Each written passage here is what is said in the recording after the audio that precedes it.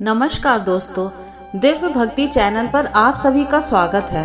अगर मैं आपसे कहूँ कि एक बूढ़ी माई थी जो अकेली रहती थी तो शायद आपको लगेगा कि अरे ऐसी तो बहुत सी कहानियाँ होती हैं, लेकिन जो मैं बताने जा रही हूँ वो एक ऐसी कहानी है जिसे सुनकर आपका दिल प्रेम से भर जाएगा। तो चलिए बैठते हैं आराम से और सुनते हैं ये अनोखी कथा। गांव के एक कोने में जहाँ बड़े बड़े पीपल और बरगद के पेड़ खड़े थे, वहीं एक छोटी सी कुटिया थी। कुटिया में रहती थी एक बूढ़ी माई, बिल्कुल अकेली। कोई बेटा बेटी नहीं, कोई परिवार नहीं, बस एक टूटी फूटी झोपड़ी और उसी में उसका सारा संसार था। गांव वाले उसे सम्मान से माई कहते थे, लेकिन कोई उसके अकेलेपन को महसूस नहीं कर पाता था। माई दिन भर अपने काम में लगी रहती, मंदिर जाती, ठाकुर जी को भोग लगाती और फिर चुपचाप घर लौट आती। लेकिन जब रात होती और चारों ओर सन्नाटा छा जाता, तब उसकी आंखों में उदासी छलक पड़ती। एक दिन जब सूरज ढलने को था और गांव के लोग अपने अपने घरों को लौट रहे थे, तभी गांव के रास्ते पर एक अजनबी साधु दिखाई दिया। साधु की दाढ़ी घनी थी, आंखों में एक गहरी शांति थी और कंधे पर एक झोली लटकी थी। वह माई की कुटिया के पास आकर रुका।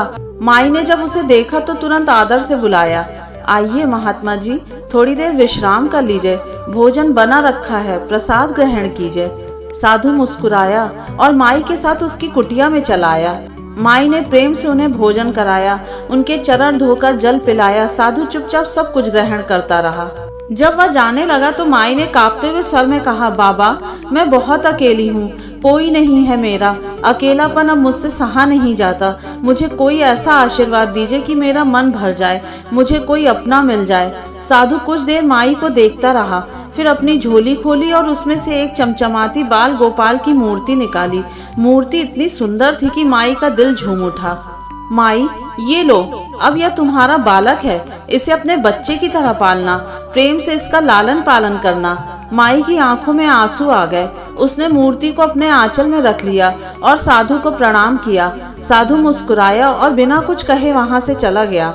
अब माई का जीवन बदल गया। सुबह उठते ही वह ठाकुर जी को स्नान कराती, नए वस्त्र पहनाती, तरह तरह के पकवान बनाकर खिलाती, रात को लोरी गाकर सुलाती और दिन भर उनसे बातें करती। धीरे धीरे गांव वालों को भी यह बात पता चलने लगी। लोग माई की दीवानगी पर हंसते, पर माई को किसी की परवाह नहीं थी। फिर एक दिन कुछ शरारती बच्चों ने माई से मजाक करने की सोची।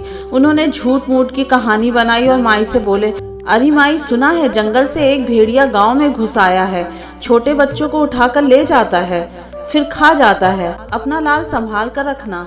माई यह सुनते ही घबरा गई। उसने तुरंत ठाकुर जी को कुटिया में विराजमान किया और खुद लाठी लेकर दरवाजे पर पहरा देने बैठ गई। पर आप जानते हैं, असली कहानी तो अब शुरू होने वाली थी। पहली रात तो माई बिना कुछ सोचे समझे पहरा देती रही, पर दूसरी रात से अजीब घटनाएं होने लगी। आधी रात को उसने झोपड़ी के बाहर सरसराहट सुनी, जैसे कोई दबे पांव उसके घर की ओर बढ़ रहा हो। माई ने अपनी लाठी कसकर पकड़ी। कौन है? उसने तेज आवाज में पूछा। कोई उत्तर नहीं आया, बस हवा में एक धीमी सी हंसी गूंजी, मानो कोई छुप कर उसका मजाक उड़ा रहा हो। तीसरी रात और भी डरावनी थी। माई को ऐसा महसूस हुआ जैसे कोई कुटिया की दीवारों को खरोच रहा हो। उसकी सांसें तेज हो गई। वह अपने ठाकुर जी को बचाने के लिए हर क्षण चौकस थी। लेकिन चौथे दिन कुछ ऐसा हुआ जिसने उसके होश उड़ा दिए। कुटिया के भीतर से धीमे धीमे किसी के बोलने की आवाज आने लगी। माई के रोंगटे खड़े हो गए। उसने धीमे से दरवाजा खोला और अंदर झांका। वहां सामने बाल गोपाल की मूर्ति अपने स्थान पर थी, लेकिन उसके होंठों पर हल्की सी मुस्कान थी। मैया, क्यों डर रही हो? मैं हूँ, तेरा वही बालक जिसकी तू रक्षा कर रही है। माई घबरा गई। उसे लगा शायद वह सपना देख रही हैं। उसने आंखें बंद की और फिर खोली, परंतु अब सामने सचमुच एक नन्हा सा बालक खड़ा था, सुंदर, दिव्य और चमकता हुआ। माई की आंखों से आंसू बह निकले। क्या यह सच है? क्या तू सच में ठाकुर जी है? हाँ मैया, मैं तेरा वही बालक हूँ। तूने मेरी इतनी सेवा की, इतने प्रेम से मुझे संभाला, अब तुझे कभी अकेला नहीं रहने दूंगा। चल, अब मैं तुझे अपने धाम ले चलूंगा, जहाँ ना कोई अकेलापन होगा, ना कोई दुख। और फिर एक चमत्कार हुआ। माई ने देखा कि उसकी झोपड़ी उजली रोशनी से भर गई और वह धीरे धीरे ठाकुर जी के साथ ऊपर उठने लगी। सुबह जब गांव वाले आए तो कुटिया खाली थी। माई भी नहीं थी और बाल गोपाल की मूर्ति भी नहीं, परंतु वहाँ एक दिव्य सुगंध थी और वातावरण में एक गूंज थी। जो प्रेम में डूब जाता है वही ईश्वर को पा लेता है। अब आप बताइए, यह सिर्फ एक कहानी थी या सचमुच ईश्वर की लीला, कौन जाने।